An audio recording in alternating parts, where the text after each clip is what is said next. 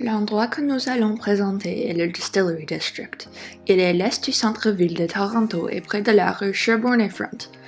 Il est grand, avec une taille de 13 hectares, avec 5 hectares qui sont réservés aux arts et à la culture.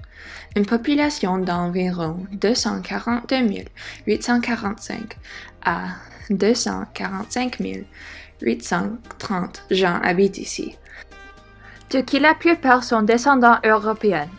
Le quartier est composé de 40 bâtiments qui sont aussi construits avec des briques rouges et 10 rues qui sont pavées avec la brique. Cet ensemble d'architecture est inspiré par les bâtiments victoriens. Ce site est protégé sous l'acte de l'héritage de l'Ontario. En 1832, deux beaux-frères anglais James Ward et William Godham bâtissent un moulin à vent en briques en bordure de la baie de Toronto. Ils construisent de larges bâtisses de briques rouges tout autour de la distillerie pour fabriquer et stocker les tonneaux. Le quartier s'est trouvé officiellement au 19e siècle en 1837 et il réussit comme un commerce pour le rhum et le whisky. Mais en 1957, la production de whisky a arrêté et au milieu de 1990, la distillerie a fermé. Heureusement, en 2001, Cityscape a acheté la distillerie encore parce qu'il veut créer une chose unique pour les bâtisses et aussi préserver l'histoire de la distillerie. Après avoir été abandonné, le quartier a été transformé en place où les personnes peuvent marcher et faire du shopping. Presque tous les bâtiments ont été rénovés pendant sa transformation. Il y a beaucoup de magasins, cafés et de restaurants. Il y a Cluny Bistro ou Elle Catherine, deux restaurants fameux dans le quartier où on peut visiter pour la nourriture.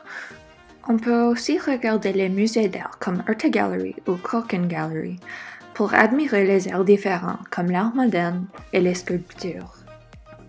Le Distillery District accueille de nombreux festivals, mais les deux les plus populaires sont le Francophonie en été et le Marché du Noël de Toronto. En été, le Festival de la Francophonie en fête se passe.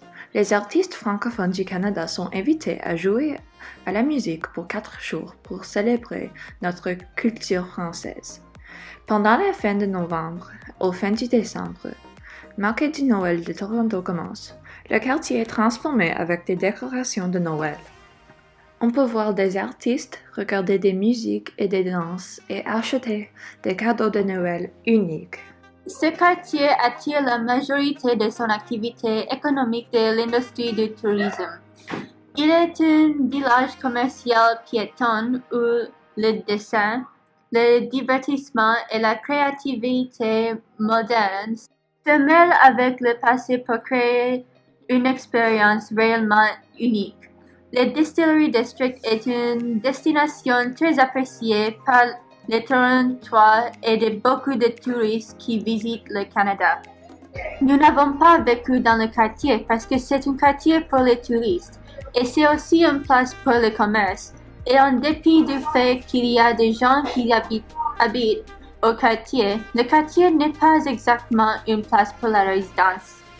Dans notre opinion, nous ne voulons pas vivre dans ce quartier parce qu'il n'est pas proche de notre école et il n'y a pas beaucoup de magasins comme des épiceries ou des pharmacies. Dans le futur, je ne veux pas vivre dans ce quartier plus tard parce qu'il est très proche du centre-ville et je veux vivre dans un petit village qui est moins peuplé que Toronto. Et je veux aller au lieu qui est proche de l'université que je vais étudier dans le futur.